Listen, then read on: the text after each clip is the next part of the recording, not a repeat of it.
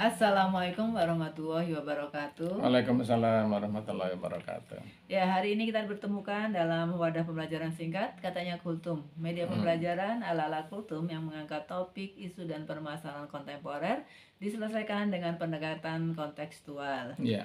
Topik yang akan kita angkat adalah saf sholat berjamaah. Hadis riwayat Bukhari meluruskan saf adalah hukumnya wajib dan lengkapnya dari hadis ini adalah luruskan saf-saf kalian karena lurusnya saf adalah bentuk menegakkan sholat berjamaah. Yeah.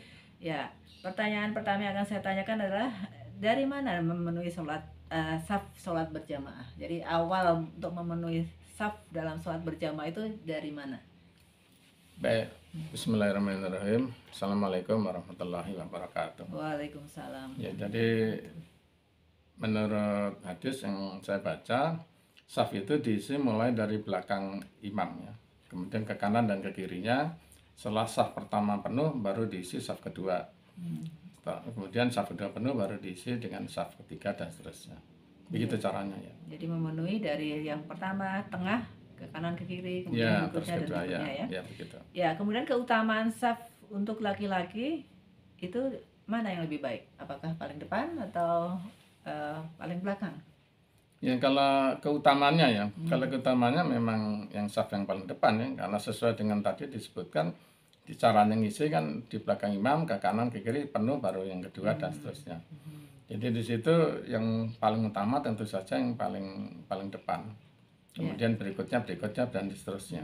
Dan jangan sampai ada saf kosong ya, loncat Ya, gitu dengan ada saf kosong. Jadi baris kedua itu boleh diisi itu setelah baris saf pertamanya adalah sudah penuh.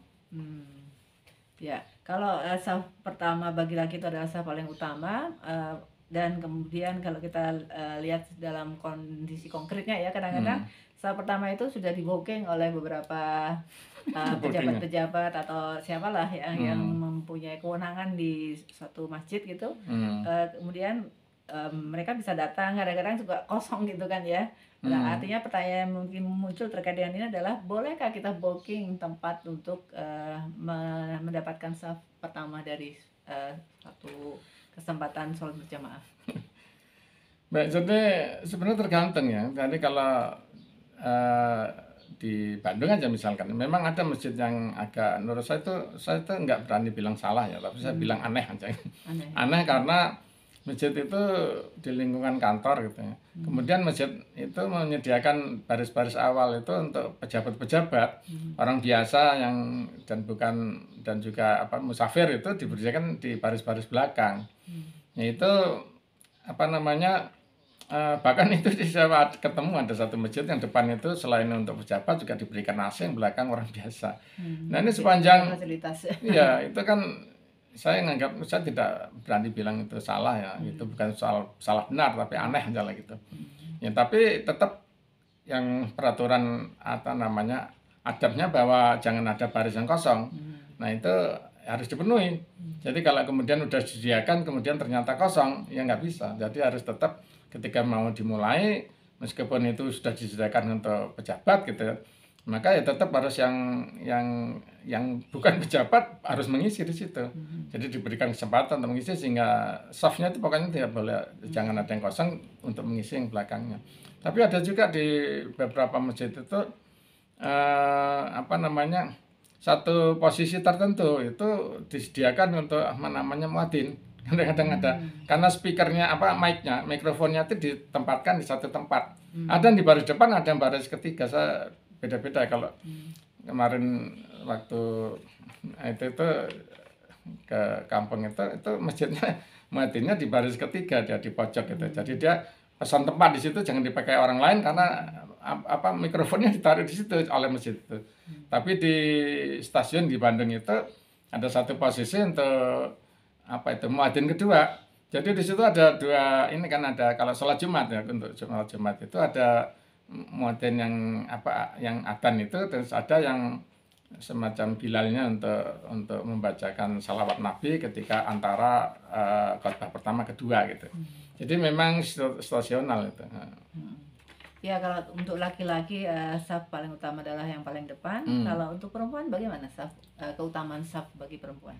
Ya kalau hadisnya selengkapnya itu berbunyi Nabi Muhammad SAW itu berpesan bahwa yang utama untuk laki-laki yang paling depan, berisi ke belakang, dan kalau perempuan yang paling utama adalah di belakang. Di belakang. Ya kalau mengacu kepada apa namanya ucapan Nabi Muhammad SAW. Itu berlaku untuk sistem atau ya cara pembagian laki perempuan sampingan, nah samping kiri kanan, atau juga berlaku juga untuk yang depan belakang. Nah ini yang di masjid yang menyediakan saf untuk perempuan maksudnya. Jadi karena nggak semua masjid kan menyediakan tempat untuk perempuan sholat ya.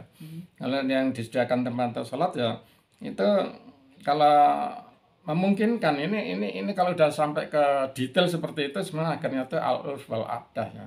Jadi usul fikih nomor 7 itu akhirnya kan masalah kebijakan. Jadi bahwa praktek-praktek setempat ya adat-adat dan praktek yang ada di lingkungan tertentu itu akhirnya menjadi fikih di situ gitu. Nah sekarang kalau misalkan mengikuti apa namanya ucapan Nabi Muhammad SAW itu yang laki-laki depan terbaik, kemudian ke belakangnya ya urutannya utamanya begitu, yang perempuan dari belakang ke depan.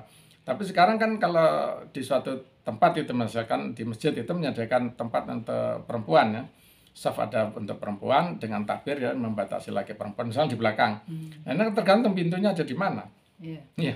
Kalau pintunya itu ada di belakang ya agak susah kan untuk perempuan mengisi dari belakang. Mungkin dia akan iya kalau dia masuk dia di belakang ya akan menyulitkan yang lain gitu.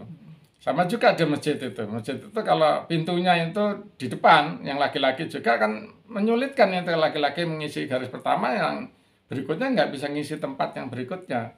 Jadi ini memang konstruksi mestinya konstruksi masjid itu membangun pintu-pintunya itu maupun pembagian safnya kan apakah perempuan di laki-laki di depan, perempuan di belakang, atau perempuan disediakan saf pintu sendiri gitu ya, kayak masjid di Masjid Nabawi gitu ya, ada sendiri pintu sendiri. Nah itu pintu masuknya itu harus sedemikian rupa sehingga menyebabkan apa namanya hadis Nabi Muhammad SAW itu bisa diterapkan. Tapi sepanjang itu bisa, tapi kalau memang terus akhirnya sulit ya akhirnya kebijakan masing-masing, bahwa akhirnya ya apa namanya ya terpaksa gitu ya, mungkin kalau perempuan ternyata tidak memulai dari belakang misalnya karena pintunya itu ada mungkin di mana di belakang pas depan gitu, yang mempersulit jalannya orang masuk ke depan gitu. Ya, jadi simbolan yang bisa kita tarik adalah bahwa keutamaan saf sholat berjamaah bagi laki-laki adalah di depan, dan bagi perempuan adalah di belakang, dengan catatan bila memungkinkan konstruksi dari masjid. Konstruksi masjid memungkinkan untuk memenuhi keutamaan tersebut. Iya, betul. Itu saja yang bisa kami sampaikan. Sekian, wassalamualaikum warahmatullahi wabarakatuh. Waalaikumsalam warahmatullahi wabarakatuh.